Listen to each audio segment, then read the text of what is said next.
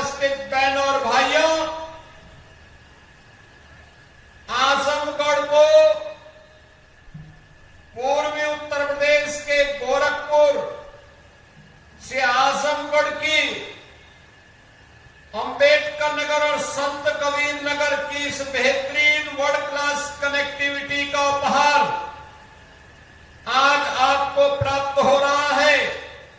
इसके लिए मैं आप सभी को बधाई देते हुए आपका मैं अभिनंदन करता हूं, स्वागत करता हूं। बहनों और भाइयों, देश के यशस्वी प्रधानमंत्री मोदी जी ने देशवासियों के सामने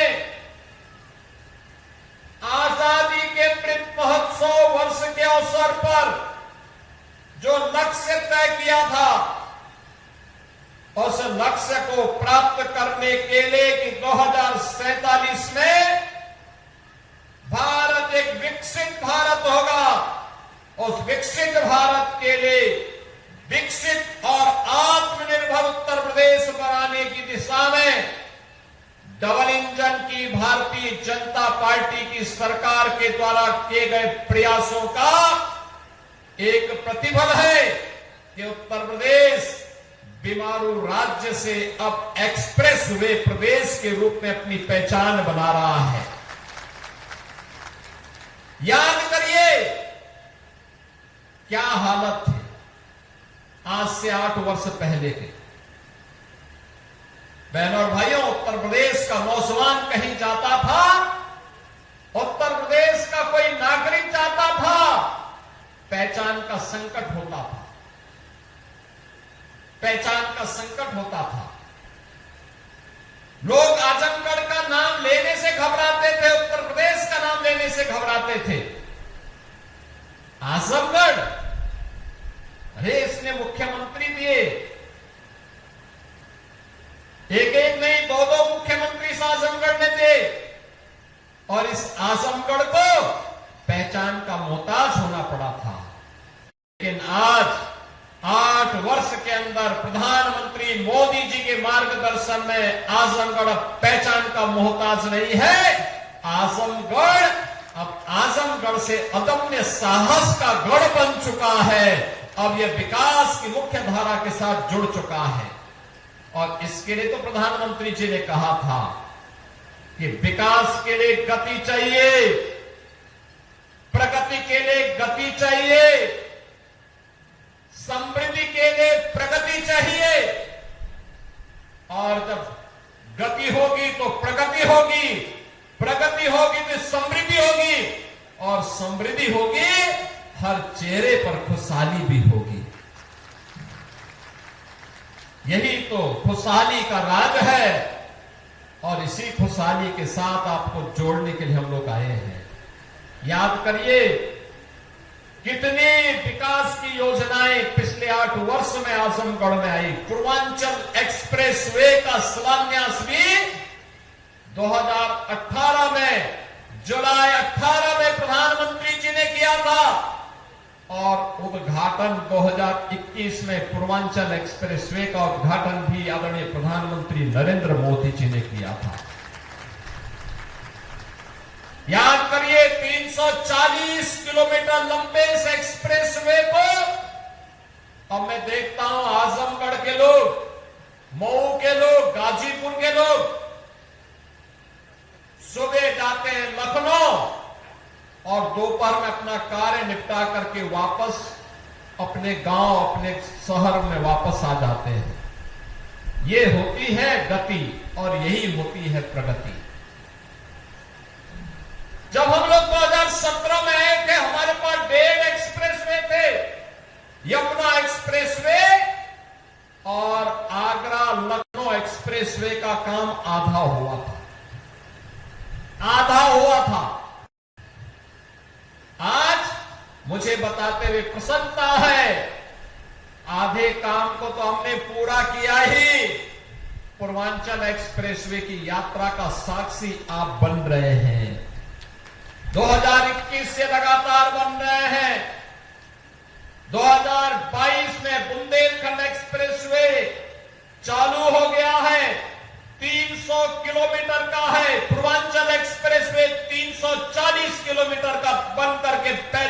साल हो चुका है। अब इसकी कनेक्टिविटी सीधे पटना तक के लिए पूरी होने जा रही है। आप याद करिए कि पटना से लेकर के लखनऊ तक और लखनऊ से लेकर के दिल्ली तक की पूरी कनेक्टिविटी कितनी आसान हो जाएगी। 1857 के प्रथम स्वातंत्र समर के नायक वीर कुंवर सिंह ने जब अंग्रेजों को पछाड़ने के लिए आजमगढ़ तक अंग्रेजों का मुकाबला किया था, तब कनेक्टिविटी नहीं थी।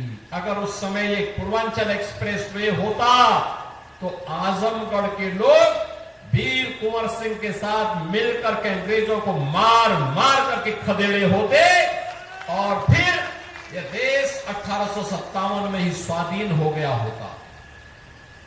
उस समय कनेक्टिविटी नहीं थी, अभाव था, कनेक्टिविटी का अभाव था।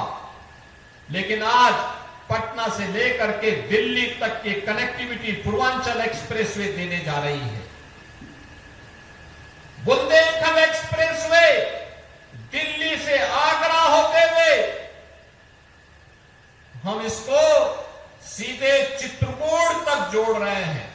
300 किलोमीटर का एक्सप्रेसवे बन चुका है, यातायात फराटा भर रहा है और आज 91 किलोमीटर का यह एक्सप्रेसवे 91 किलोमीटर का यह एक्सप्रेसवे आजमगढ़ से गोरखपुर की कनेक्टिविटी को पूरा करने जा रहा है। बीच में अम्बेडकर नगर जनपद और संत कबीर नगर जनपद भी इसका लाभ प्राप्त करेगा।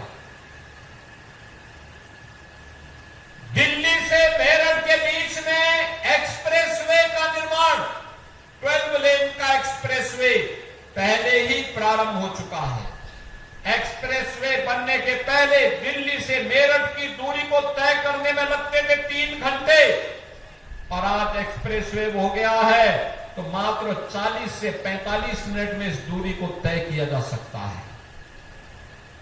बहनों और भाइयों, गंगा एक्सप्रेसवे लगभग 600 किलोमीटर लंबा बन रहा है। 600 किलोमीटर लंबा मेरठ से लेकर के प्रयागराज तक इसकी बेहतरीन कनेक्टिविटी हो रही है। इस वर्ष के अंत तक हम उसको भी आदरणीय प्रधानमंत्री जी के कर कमलों से लोकार्पित करने वाले हैं। लखनऊ से कानपुर के बीच का एक्सप्रेसवे, बलिया लिंक एक्सप्रेसवे और इस प्रकार के लगभग 6 एक्सप्रेसवे निर्माणाधीन हैं। शेष पर कार्य होने जा रहा है। यानी इंफ्रास्ट्रक्चर को इतना मजबूत कर देंगे, इतना मजबूत कर देंगे कि उत्तर प्रदेश को समृद्ध होने से कोई रोक नहीं सकता है, कोई वंचित नहीं कर सकता है। और यही तो इस नए भारत के नए उत्तर प्रदेश की पहचान है, यही पहचान है। बहनों और भाइयों, पहले 2017 के पहले पता ही नहीं लगता था गड्ढे में सड़क है कि सड़क में गड्ढा है, ये पता ही नहीं लगता था। लेकिन आज गड्ढा मुक्त सड़कें, इंटर स्टेट कनेक्टिविटी 4 लेन के साथ, हर जनपद मुख्यालय 4 लेन की कनेक्टिविटी के साथ, हर तहसील और ब्लॉक मुख्यालय 2 लेन की कनेक्टिविटी के साथ। याद करिए 2017 के पहले 2 एयरपोर्ट थे, आज उत्तर प्रदेश के अंदर 16 एयरपोर्ट क्रियाशील हैं, उसमें से 4 इंटरनेशनल एयरपोर्ट हैं। अयोध्या का इंटरनेशनल एयरपोर्ट महर्षि वाल्मीकि के नाम पर प्रारंभ हो चुका है। महर्षि वाल्मीकि के प्रति कृतज्ञता ज्ञापित करते हुए यह कार्यक्रम आज वहां पर सफलतापूर्वक संचालित हो रहा है। अगर आप ये वीडियो YouTube पर देख रहे हैं तो हमारे चैनल को सब्सक्राइब करें और बेल आइकन को दबाना ना भूलें। अगर आप Facebook पर ये वीडियो देख रहे हैं तो हमारे पेज को लाइक करें।